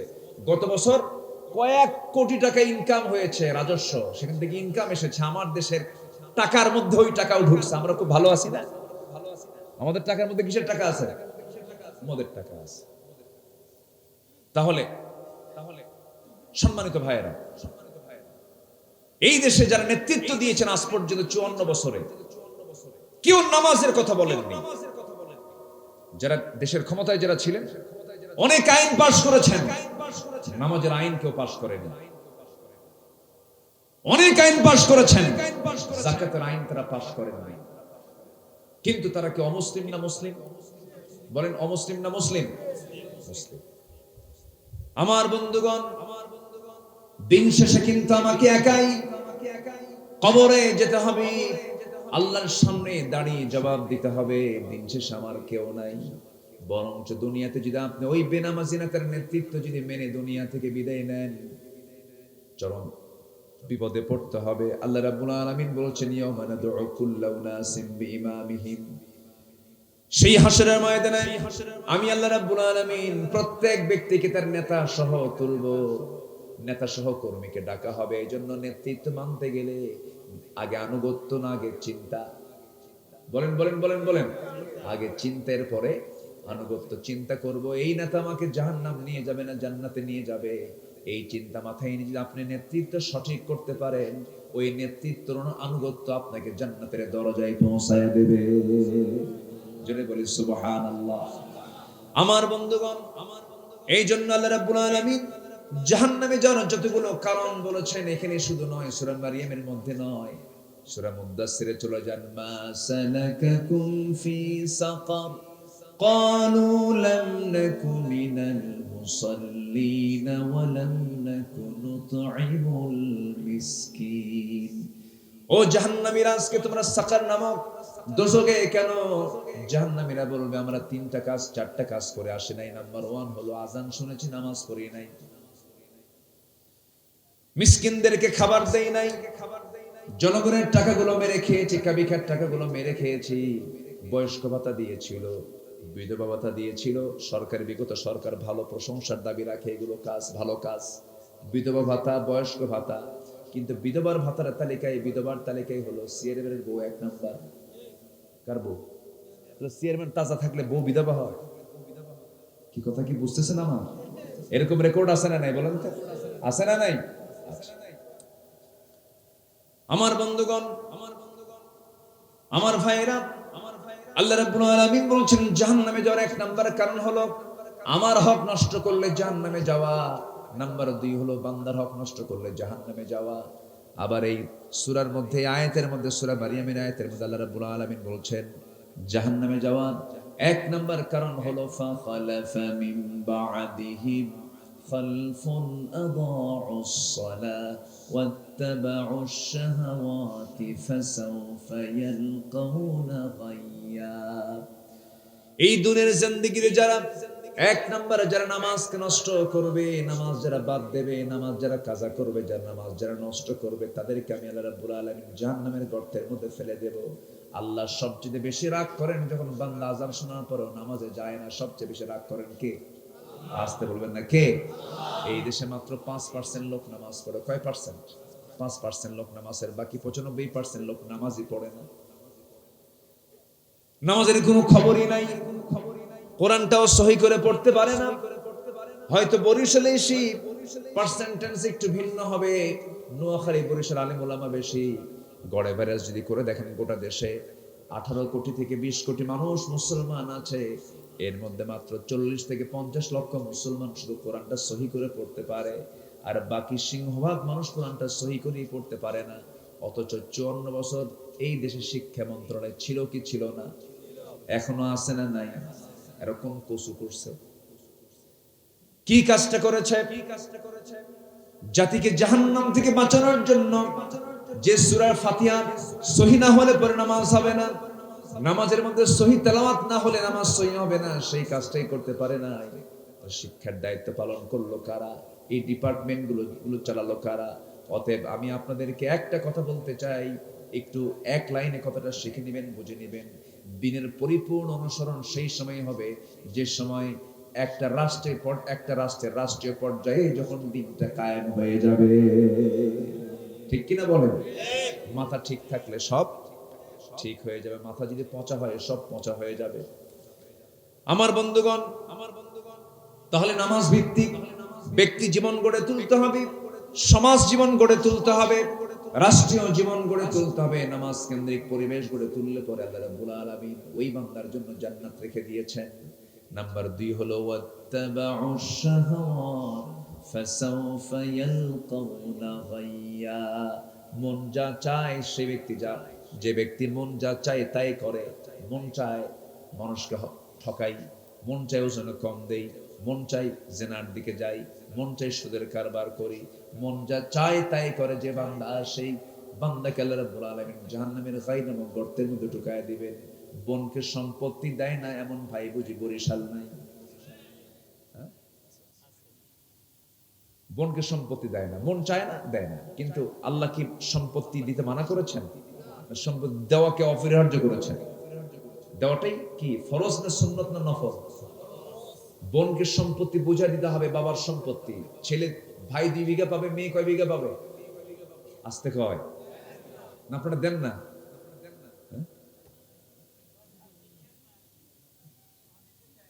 অনেকে দেন। আচ্ছা আমি বলবো না কিছু, থাক না হয় নাকি? এই পর্যায়ে এই প্রসঙ্গে কথা থাক, বলার দরকার আছে না? রাগ করতেছেন আপনারা? হুজুর মাহফিলে এসে যদি সম্পত্তি বের হয়ে যায় এ ওয়াজ শোনা যাবে না, এরকম চিন্তা করতেছেন নাকি আপনারা? আচ্ছা, সম্পত্তি বের হয়ে যাওয়া ভালো না জান্নাত পাওয়া ভালো? বলেন, সম্পত্তি বের হয়ে গিয়ে যদি জান্নাত পাওয়া যায় এটা ভালো, না সম্পত্তি না দিয়ে জাহান্নামে যাওয়া ভালো? হ্যাঁ, জান্নাত পেতে হলে সম্পত্তিকে রাখতে হবে না দিতে হবে? জান্নাত পেতে হলে সম্পত্তি বোনকে না দিয়ে রাখতে হবে না দিয়ে রাখতে হবে? দিয়ে সম্পর্ক রাখতে হবে। বোনকে দেয় না, বাপ মরে গেছে 10 বছর 12 বছর, 1 যুগ 2 যুগ চলে যায়, কি ধান নদী খাল, এই 3 বরিশাল। বাবার প্রত্যেক সম্পত্তি 20 বিঘা জমি, 2 ভাই 2 বোন, 2 ভাই পাবে 10 বিঘা, 2 বোন পাবে 10 বিঘা। এই 20 বিঘায় 2 ভাই 10 ভাগ 10 বিঘা 10 বিঘা করে খাচ্ছে, 1 যুগ 2 যুগ খাওয়া শেষ। আবার ওই ধানের টাকা জমা করে আবার হজ হয়েছে। বোন মাঝে মাঝে এসে বলে, ভাই জমিটা ভাগ করে দিবা না? চোখ এমন গরম করে, বোন মনে মনে করে বাপও নাই মাও নাই, এই বাড়িতে আসাই বন্ধ হবে যদি জবাব দিতে যাই। যেদিন দেয় দিক, ধৈর্য ধরে থাকে। আপনি যে বনের সম্পত্তির অংশের যে ধানগুলো তুলতেছেন আর হজ করতেছেন, আল্লাহ হজ কবুল করবেন? আস্তে হজ কবুল করবেন?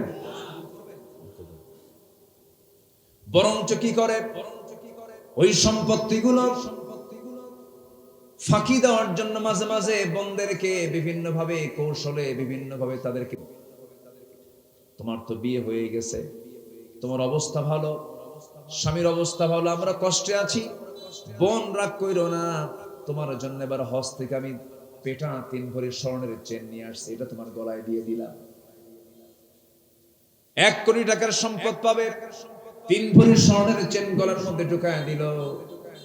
এরপরে টাঙ্গাইলের সমসম খাওয়ালো, এরপরে বগুড়ার দই খাওয়ালো, বরিশালের কি, বরিশালের কি, হ্যাঁ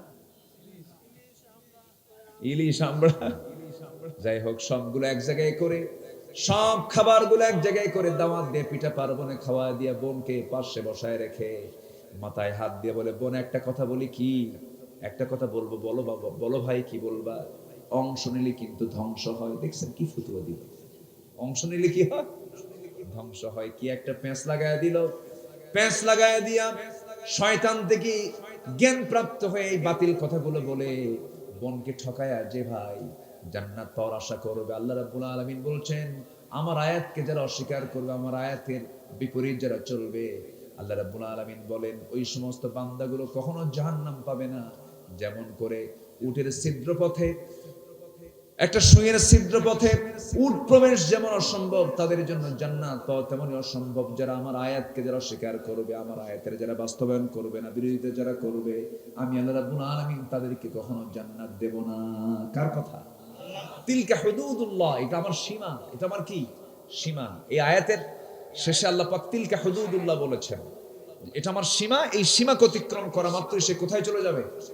জাহান্নাম চলে যাবে। বান্দার হক নষ্ট করা যাবে না, আল্লাহর হক নষ্ট করা যাবে না। আল্লাহর 1 নাম্বার হক হলো নামাজকে কখনো বাদ দেওয়া যাবে না। আজান শোনার সঙ্গে সঙ্গে কোথায় চলে যাব? আসতে বলবেন না, কোথায় চলে যাব? মসজিদে চলে যাব। আজানের জন্য যে বান্দা তার দিলটা সর্বক্ষণ মসজিদের সঙ্গে ঝুলায় রাখবে, আল্লাহ রাব্বুল আলামিন বলেন, আমি আল্লাহ রাব্বুল আলামিন তাকে আরশ আজিমের ছায়ায় জায়গা দিয়ে দেব। জোরে বলে সুবহানাল্লাহ। আমার বন্ধুগণ, মন যা চায় তা কিছু করা যাবে না, মন যা চায় তা করব না, আল্লাহ যা চান তা করব। বলেন আমার ইচ্ছায় আমি চলবো না, আল্লাহর ইচ্ছায় চলবো আমি। আল্লাহর সিদ্ধান্তই আমার সিদ্ধান্ত। আল্লাহ রাব্বুল আলামিন জাহান্নামের গায়ে নামক গর্তের মধ্যে আরো কিছু বান্দাকে ঢুকাবেন। তাফসীরে কুরতুবীর মধ্যে আসছে আরো 6 জন। নাম্বার 1 হলো যে জিনাকার, জিনা করতে করতে পাকা হয়ে গেছে। নাম্বার 4 হলো যে মদ্যপায়ী, মদ পান করতে করতে পাকা হয়ে গেছে, মদ ছাড়ে না। নাম্বার 5 হলো যে সুদখোর, সুদ খেতে খেতে অভ্যস্ত হয়ে গেছে। আল্লাহ পাক তাকে জাহান্নামের গায়ে নামক গর্তের মধ্যে ফেলবেন। এলাকাতে সুদখোর নাই মনে হয়, আছে নাকি? আছে। দয়া করে কেউ উঠবেন না এই সময়, যদি ওঠেন ভাববো ওটাই সুদ খায়। বসেন, আমি একটু মজা করে বললাম, বসেন। আমি খুবই খুশি, আমি খুবই আনন্দিত যে আজকের মাহফিল থেকে একটা লোক ওঠেন নাই। বলি আলহামদুলিল্লাহ। আমি কষ্ট দিয়ে কথা বলতেছি মনে হয়, আমি হক নিয়ে কথা বলতেছি, তো একটু হয়তো অনেকের গায়ে লাগবে, কিন্তু এটা মনে করা যাবে না। এগুলো কিন্তু প্রয়োজনীয় কথা। আমার কয়েকদিন আগে ছোট্ট একটা অস্ত্রোপচার হয়েছে আমার দেহে। যে জায়গায় অস্ত্রোপচার হয়েছে এখানে ড্রেসিং করা হয়। ড্রেসিং যখন করা হয় সেই সময় কি আরাম পাওয়া যায় না? লাগে, প্রচন্ড লাগে। কিন্তু এটা কি প্রিয় না অপ্রিয়? কিন্তু এরপরও কি কি মনে করতে হয়? প্রিয় মনে করতে হয়, কারণ এটা ড্রেসিং না হলে এখানে ইনফেকশন হতে পারে। ওষুধ, এটা কি প্রিয় না অপ্রিয়? বলেন, কেউ কি ওষুধ খেতে চায়? কিন্তু ওষুধটা কিসের জন্য খেতে হয়? রোগের জন্য খেতে হয়। আমার ভালো, এটাকে প্রিয় মনে করে নিতে হয়। ভাইরে, জাহান্নাম থেকে বাঁচতে হবে। জাহান্নাম থেকে বাঁচার জন্য আমার মতের বিরুদ্ধে চলে যাচ্ছে, আমার মনের বিরুদ্ধে চলে যাচ্ছে, যাক জাহান্নাম থেকে আমাকে বাঁচতে হবে। ঠিক কিনা বলেন? ভাইরে, 10 বিঘা সম্পত্তি বোন নিয়ে চলে যাবে, মানে ওর শোকে পড়ছে, কিন্তু ওইদিকে জাহান্নাম যাচ্ছে, ওই চিন্তার মাথায় নাই। এই জন্য আমার টার্গেট হবে দুনিয়া না আখেরাত, দুনিয়া না আখেরাত। ব্যবসায়ী চিন্তা করে, কোটিপতি চিন্তা করে, এত কষ্ট করিয়া 10 কোটি টাকা এবছর ইনকাম করলাম, 100 কোটি ইনকাম করলাম, এর মধ্যে 2.5 কোটি টাকা আবার আল্লাহর দিতে হবে, আল্লাহর ট্যাক্স নেয় বলে আল্লাহ আবার আরেক জরিমানা ধরছে। কিন্তু 100 কোটি টাকার যে মালিক আপনি হলেন, এটা বানালেন কে? কে বানালেন? সেখান থেকে আল্লাহ চাচ্ছেন কয় কোটি? 2.5 কোটি। 100 টাকার জায়গায় চাচ্ছেন কত? 2.5 টাকা চাচ্ছেন। এবং এটা কি আল্লাহ নিবেন না বান্দার জন্য? বান্দার জন্য, ভারসাম্য রক্ষার জন্য, যেন সমাজ যেন ভারসাম্যহীন না হয়ে পড়ে। তোমার এই অর্থ থেকে যেন ভারসাম্য বজায় রেখে যেন সমাজ, তাছাড়া ওই জায়গায় তুমি যদি এখানে কৃপণতা করো, ওই সমস্ত অসহায় মানুষগুলো কঠোর হয়ে যেতে পারে, শক্ত হয়ে যেতে পারে, সেখানে তুমি সমাজে তুমিও ভিত্তিহীন হয়ে যাবে, তুমি সেখানে টিকতে পারবে না। দেখেন না, সন্ত্রাসী, চাঁদাবাজি, মস্তানি, যদি এগুলো হারাম কাজ, অবশ্যই অন্যায় কাজ, অনেকে তো এগুলো শখে করে। চোর দু প্রকার, একটা হচ্ছে অভাবের চোর, আর একটা কিসের চোর? স্বভাবের চোর। ইসলাম শাস্তি দিয়েছে কি অভাবের চোর না স্বভাবের চোরকে? বলেন বলেন।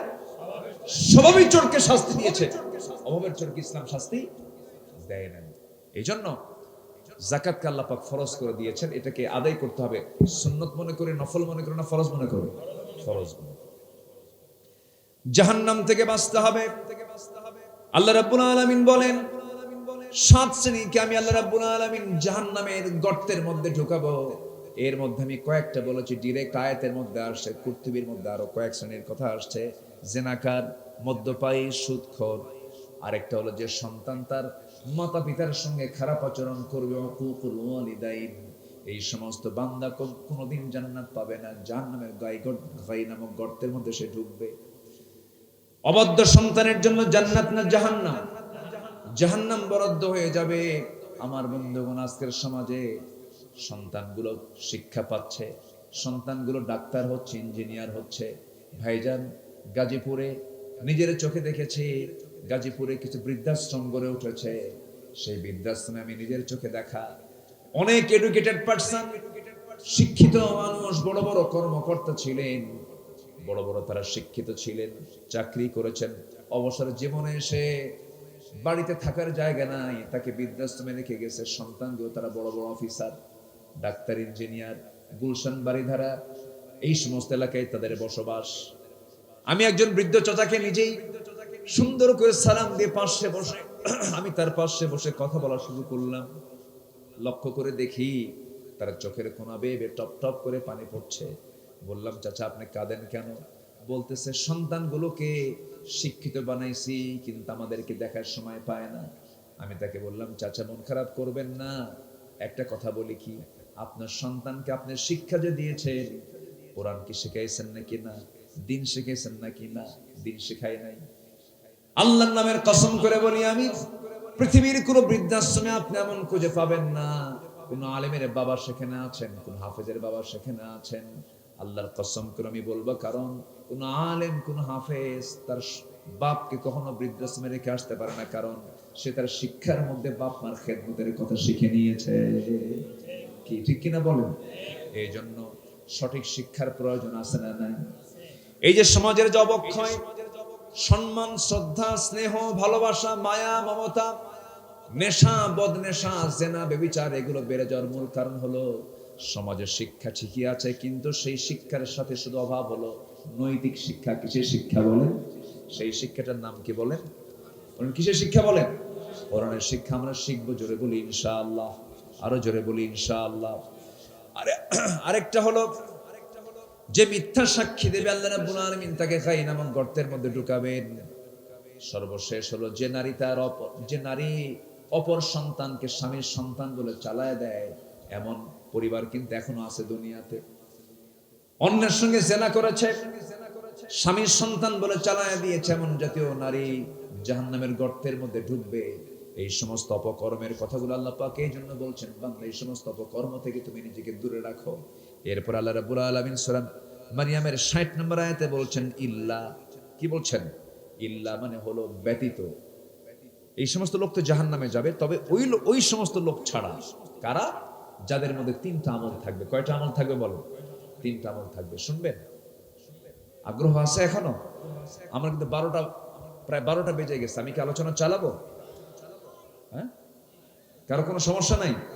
আলোচনা চলুক, হুজুর মরুক। একজন কইছে হায়াত দারাজ করুন, জোরে বলি আল্লাহুম্মা।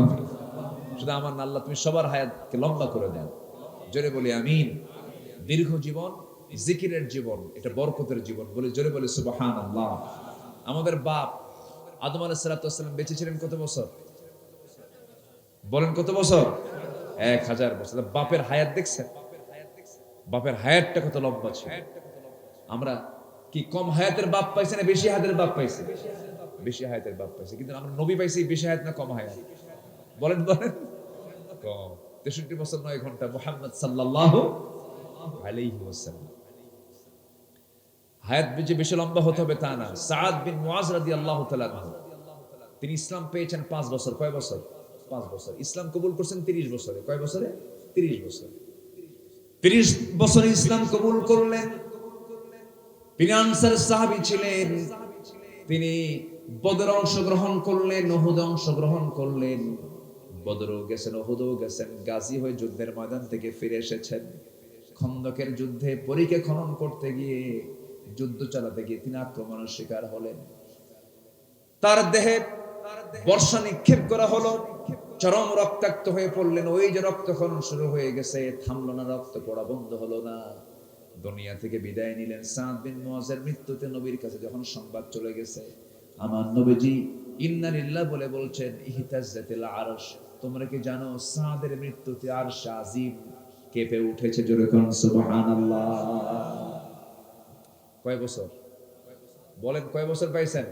5 বছর। কামের কাম করলে জান্নাত পাওয়ার জন্য বেশি সময় লাগে না।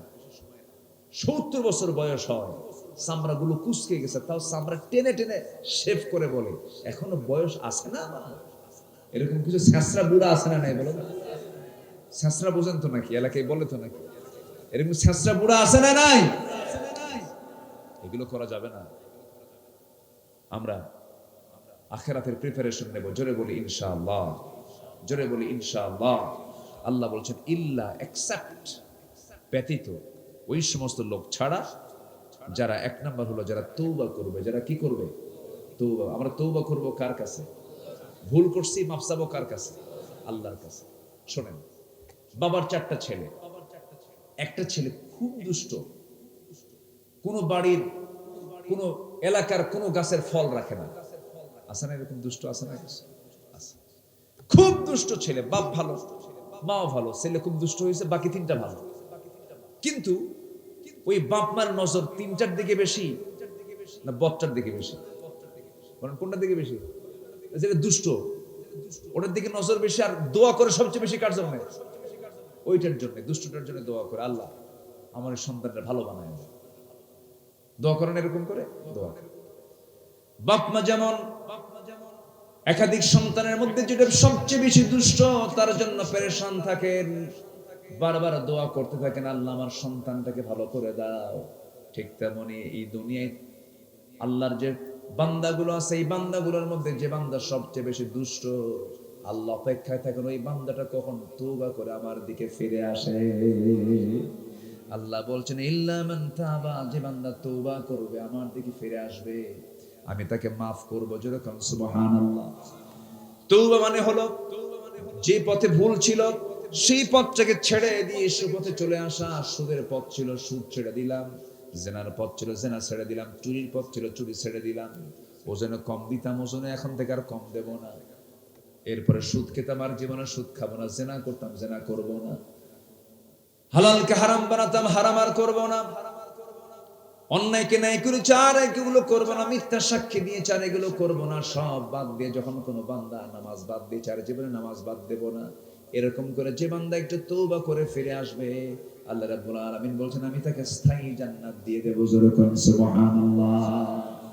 তওবাটা কি জিনিস? একটু ছোট্ট করে একটা ঘটনার কথা মনে হলো, একটু বলি। একজন সাহাবী, মহিলা সাহাবী আমার নবীর সামনে দাঁড়ায় গেলেন, চোখের পানি ফেলে ফেলে কেঁদে কেঁদে বলছেন ইয়া রাসূলুল্লাহ, আমি তো বড্ড ভুল করে ফেলেছি। কি করেছো বলো? হুজুর আমি জেনার মতো বড় একটা অপরাধ করে ফেলেছি। না তুমি করো নাই হুজুর, করেছি। বারবার 3টা বার বললেন রাসূল তুমি করো নাই জেনা। হুজুর আপনি যতই বলবেন না কেন আমি জেনা করেছি, আমি তো নিজেই রাজ সাক্ষী। আমার নবীজি বলেন জেনার ফলে পেটে কোনো বাচ্চা আসছে নাকি? পেটে তো বাচ্চা চলে আসছে। রাসূল বলছেন উপায় নাই, সন্তানের ডেলিভারি করে আসো। মহিলা কেঁদে কেঁদে বলে ইয়া রাসূলুল্লাহ আমি যে বাঁচবো তার গ্যারান্টি। রাসূল বলছেন আমি তোমার জন্য দোয়া করে দিচ্ছি, চলে যাও। সন্তান ডেলিভারি হওয়া পর্যন্ত সেজদায় পড়ে পড়ে কেঁদে কেঁদে তওবা করে করে আল্লাহর কাছে মাফ চেয়ে নিচ্ছেন। সন্তান ডেলিভারি হয়ে গেল। সন্তান ডেলিভারির 2 দিন 3 দিন 4 দিন পর নয়, মাত্র একটা দিন পর নবীর সামনে গিয়ে হাজির হয়ে বলছেন ইয়া রাসূলুল্লাহ আপনি আমার কোন আইনটা কার্যকর করে দেন। রাসূল বলছেন সন্তান তো ডেলিভারি হয়েছে, সন্তানটা জীবিত না মৃত? সন্তান তো জীবিত রেখে এসেছি। আমার রাসূল বলেন হাউলাইনি কামিলাইন 2টা বছর পূর্ণ না হওয়া পর্যন্ত তোমার উপরে কোনো আইন কার্যকর করা যাবে না, কারণ ওই সন্তানের জীবন ধারণের হক আল্লাহ পাক তোমার দেহের মধ্যে রেখে দিয়েছেন। সন্তানকে দুধ পান করাও। মহিলা কেঁদে কেঁদে বলছে ইয়া রাসূলুল্লাহ আমি চাই আমার জেনার শাস্তি দুনিয়াতেই হয়ে যাক, আমি আখিরাতে আসামির কাঠগড়ায় দাঁড়াতে চাই না। রাসূল বলছেন আইন তো কার্যকর করব, কিন্তু এই মুহূর্তে করা যাবে না, যাও বাড়িতে চলে যাও। আসামি ধরার জন্য জেলখানাও লাগলো না, আসামি ধরার জন্য কোনো পুলিশও লাগলো না, আসামি নিজেই বিচারকের সামনে হাজির হয়েছে। কার ভয়ে? আসতে বলবেন না কার ভয়ে? জাতি ভালো হবে র্যাবের ভয়ে, প্রশাসনের ভয়ে না, আল্লাহর ভয়ে। অতএব জাতিকে আগে দিতে হবে কার ভয়ের শিক্ষা? বলেন বলেন কার ভয়ের শিক্ষা? জাতিকে দিতে হবে ভালো করার জন্য কিসের শিক্ষা? বলেন কিসের শিক্ষা? করোনার শিক্ষা। করোনার শিক্ষা পেলে পরে আলোতে অন্যায় করবে না, অন্ধকারে অন্যায় করবে না। প্রকাশ্য অন্যায় বন্ধ হয়ে যাবে, গোপনে অন্যায় বন্ধ হয়ে যাবে। বলুন তো দিনের আলোতে অপরাধ বেশি হয় না রাতের আধারে অপরাধ বেশি হয়? বলেন বলেন বলেন। রাতের আধারে অপরাধটা বেশি হয়ে যায়। এই জন্যই আল্লাহর ভয় যদি থেকে যায় দিনের আলো তো অন্যায় বন্ধ হবে, রাতের আধারেও অন্যায় বন্ধ হয়ে যাবে। আমার নবীজি পাঠায়া দিলেন। মহিলা চলে গেল ভরাক্রান্ত হৃদয় নিয়া। 6টা মাস সন্তানকে দুধের পাশাপাশি, বুকের দুধের পাশাপাশি অন্য খাবারের প্র্যাকটিস গড়ে তুলে স্তনের দুধ সম্পূর্ণ বন্ধ করে 6 মাসের মাথায় সন্তানকে কোলের মধ্যে করে নিয়া নবীর সামনে হাজির হয়ে বলছেন হুজুর 3বারের মতো আসলাম আপনার কাছে। প্রথমবার ফেরত দিচ্ছেন, দ্বিতীয়বার ফেরত দিয়েছেন, এবার ফেরত আপনি আমাকে আর দিবেন না কেন? আমার উপরে শাস্তিটা কার্যকর করে দেন। এই যে সন্তান খাওয়া শিখে নিয়েছে, আমার বুকের দুধ ছাড়াও সে বাঁচবে, সন্তান অন্য খাবার খাওয়া শিখে নিয়েছে। রাসূল বলছেন সন্তান তো আমার করে দাও। সন্তান হাতের মধ্যে নিয়ে রাসূল বলছেন ও সাহাবীরা এই যে সন্তান আমার হাতে দেখতে পাচ্ছ, এই সন্তানের লালন পালনের দায়িত্ব যে বান্দা গ্রহণ করবে, আমি আর ওই ব্যক্তি জান্নাতের মধ্যে ফাইয়া ফিল জান্নাতি কাহাতাইন 2 নখের দূরত্বে জান্নাতের মধ্যে একসঙ্গে অবস্থান করব। দৌড় মেরে কয়েকজন সাহাবী চলে এলেন। আমার নবীজি একজন সাহাবীর কোলে সন্তানটা উঠায়া দিলেন। কাদা কাদা কণ্ঠে রাসূল বলছেন যাও উন্মুক্ত মরু প্রান্তরে বুক পর্যন্ত পুঁতে রেখে তাকে পাথর মেরে শেষ করে দাও। নিয়ে যাওয়া হলো। পাথর মারা শুরু হয়ে গেছে। সাইয়েদনা আলী পাথর মারতেছিলেন, ওই মহিলার কয়েক ফোঁটা রক্ত তার ফিনকিতে তার হাতে এসে লাগলো। নাপাক রক্ত মনে করলেন। নবীর সামনে গিয়ে বলছেন হুজুর ওই মহিলাকে যখন পাথর মারছিলাম কয়েক ফোঁটা নাপাক রক্ত আমার হাতে এসে লাগলো। নাসিকা কুঞ্চিত করলেন। রাসূল বলছেন ও আলী কার রক্তকে নাপাক রক্ত বলো, তুমি কি জানো এই মহিলার রক্ত জমিনে স্পর্শ হওয়ার পূর্বে আল্লাহ রাব্বুল আলামিন তার জন্য জান্নাত বরাদ্দ করে দিয়েছে। কার রক্তকে নাপাক রক্ত বলো? আর বলতে যেও না আলী জানাজার আয়োজন করো, জানাজা কেউ পড়াবে না, আমি রাসূল নিজেই তার জানাজা পড়ায় দেব। রাসূল জানাজায় হাজির হয়ে গেলেন, জানাজা সম্পন্ন করলেন। জানাজা সম্পন্ন করার পরে রাসূল নিজে এবার বলছেন ও সাহাবীরা এই যে কিছুক্ষণ আগে যে মহিলার জানাজাটা হয়ে গেল, এই জানাজাটা যদি এই জানাজা যে মহিলার হয়ে গেল, এই মহিলা জীবনের শেষ সময় পর্যন্ত যে পরিমাণ তওবা করেছে, যে পরিমাণ চোখের পানি ফেলে ফেলে কেঁদেছে, যে পরিমাণ ইখলাসের সঙ্গে তওবা করে আল্লাহর পথে ফিরে এসেছে, যে পরিমাণ তওবা করেছে, এই তওবা যদি মদিনার 70 জন গুনাহগার বান্দার মাঝে যদি বন্টন করে দেওয়া হতো, 70 জনকে মাফ করে প্রত্যেক আল্লাহ রাব্বুল আলামিন জান্নাত দিয়ে দিতেন। আমার বন্ধুগণ তওবার গুরুত্ব আছে না নাই? আসতে বলবেন না আছে না নাই? ফজর পড়বেন কারা কারা?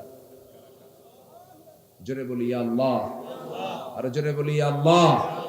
আমাদেরকে ফজর, জোহর, আসর, মাগরিব, এশা, 5 ওয়াক্ত সালাত আদায় করার তৌফিক তুমি আল্লাহ দিয়া দাও। জোরে বলি আমিন, আরো জোরে আমিন, আরো জোরে আমিন। হাত নামাও। সবার বাড়িতে মা বোন আছে না নাই? আছে। তাদেরকে দেখার দায়িত্ব আমাদের আছে কিনা বলেন? আছে। আমরা পর্দার দিকটা খেয়াল করব। জোরে বলি ইনশাআল্লাহ। কোন নারীর পর্দা যদি ঠিক থাকে তার জান্নাতও ঠিক থাকবে। আল্লাহ কবুল করুন। আমার দেশের মেয়েদের সবই ঠিক আছে, কি ঠিক নাই বলেন? কি ঠিক নাই বলেন? দরজার পর্দা ঠিক আছে কিনা বলেন? দরজার পর্দা আছে, জানালার পর্দাও আছে, রূপালী পর্দাও আছে, কিন্তু মেয়েদের গায়ের কোনো পর্দা নাই। কিন্তু কোন পর্দা আগে দরকার বলেন? কিসের পর্দা আগে দরকার? গায়ের পর্দা আগে দরকার। বোরকা পরে, এখন স্টাইল বোরকা বের হয়েছে, বোরকা পরে, কিন্তু সে বোরকার কোনো সাইজ বাইজ নেই। বোরকার গায়ে আবার আয়না লাগানো। কি লাগানো? আয়না, মানে আসল। বোরকা হতে হবে দেখানোর জন্য না ঢাকানোর জন্য? এখনকার বোরকা কিসের জন্য? দেখানোর জন্য। ঢাকানো বোরকা হলো 2 কালার না 1 কালার? 1 কালার। আচ্ছা, পর্দা কাকে বলে? পর্দা কি খালাতো ভাইয়ের সঙ্গে দেখা করা, মামাতো ভাইয়ের সঙ্গে দেখা করা, দুলাভাই? না, দুলাভাই জায়েজ আছে না? জায়েজ আছে? দেবর, ভাসুর, দেবররা কয় আমার বড় ভাবি তো মায়ের মতো। দেখছেন কি বেকুব? যেরকম নাউজুবিল্লাহ। ভাবি কি মায়ের মতো হয়? না। এগুলো হচ্ছে আসল পর্দা। আপনি বোরকা পড়ছেন কিন্তু আপনার চাচাতো ভাই, মামাতো ভাই, খালাতো ভাই, দুলা ভাই, দেবর, ভাসুর দেখা করছেন, এটার নাম পর্দা না। পর্দা হচ্ছে এই নিকটতম আত্মীয় স্বজন যাদের সঙ্গে পর্দা করা ফরজ, এই পর্দা হচ্ছে আসল পর্দা। ক্ষেত খায় কে? বেড়া। বেড়া, এই তো ফাইন। হ্যাঁ, ফাইন একটা কথা বলছে। বেড়াই ক্ষেত খায়, বেড়ায় ক্ষেত খায়, এটা বুঝতে হবে। দুলা ভাই শালিক অফার করলো, এই শালি এলাকায় কি শালি কয় না কি কয়? না হালি কয়? হালিও, ওই যে হালিও কয়, একই কথা। আচ্ছা, ঠিক আছে।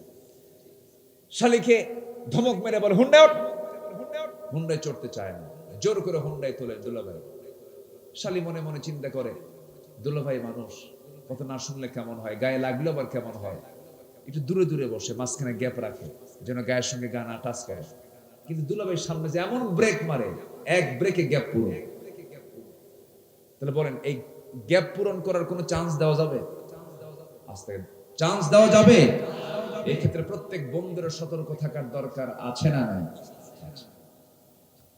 শালি মারা গেছে, কবরে নামছে হলো দুলাভাই। হুজুর ফতুয়া দিচ্ছে, লা হাওলা ওয়ালা কুওয়াতা ইল্লা বিল্লাহ। এটা কেমন কথা? হ্যাঁ, দুলাভাইয়ের শালীর কবরে দুলাভাই নামাতো জায়েজই নাই। এক ধমক খায়া দুলাভাই কবর থেকে উঠে বলে, হাই রে, সারা জীবন তাজা শালী নিয়ে ঘুরলাম সারা দুনিয়া, কেউ ফতুয়া দিল না, মরা শালীর কাছে ফতুয়া আসছে। কি কথা কি বুঝতেছেন আপনারা? সম্মানিত ভাইয়েরা, আমরা ইসলামকে মানব, আমরা আমৃত্যু প্রত্যেকটা জায়গায়। জোরে বলি ইনশাআল্লাহ। বউ হচ্ছে ইমানের পাহারাদার, বউটাকে পর্দার সাথে আমরা রাখার চেষ্টা করব। জোরে বলি ইনশাআল্লাহ। আল্লাহ পাক আমাদের সবার পরিবারকে দ্বীনের জন্য কবুল করুন, কোরআনের জন্য কবুল করুন, ইসলামের জন্য কবুল করুন। প্রত্যেকটা বাড়ির প্রথম ভয়েস যেন কোরআনের তেলাওয়াত দেওয়া হয়, প্রত্যেকটা বাড়ির প্রথম কাজ যেন নামাজ দিয়ে শুরু হয়। জোরে বলি ইনশাআল্লাহ। আল্লাহ এই গ্রামের প্রত্যেকটা ঘরকে কোরআনের আলোতে আলোকিত হওয়ার তৌফিক দান করুন। কোরআন তেলাওয়াত দিয়ে গোটা ঘরকে ভরপুর করে দেন। প্রত্যেকটা পরিবারে পর্দার পরিবেশ তৈরি করে দেন। প্রত্যেকটা পরিবারে আল্লাহর ভয়ের চেতনা লালন করার তৌফিক দিয়ে দেন। প্রত্যেকটা পরিবারকে হিংসা মুক্ত থাকার তৌফিক দিয়ে দেন। এই গ্রামের সমস্ত মা বোনদেরকে কমপ্লিট পর্দা করার তৌফিক দিয়ে দেন। এই আশাবাদ কামনা করে আমি আমার কথা যতটুকু বলেছি, আল্লাহ পাক আমল করার যেন তৌফিক আমাদেরকে দান করেন কামনা করে আমরা এখন দোয়ার দিকে যাচ্ছি।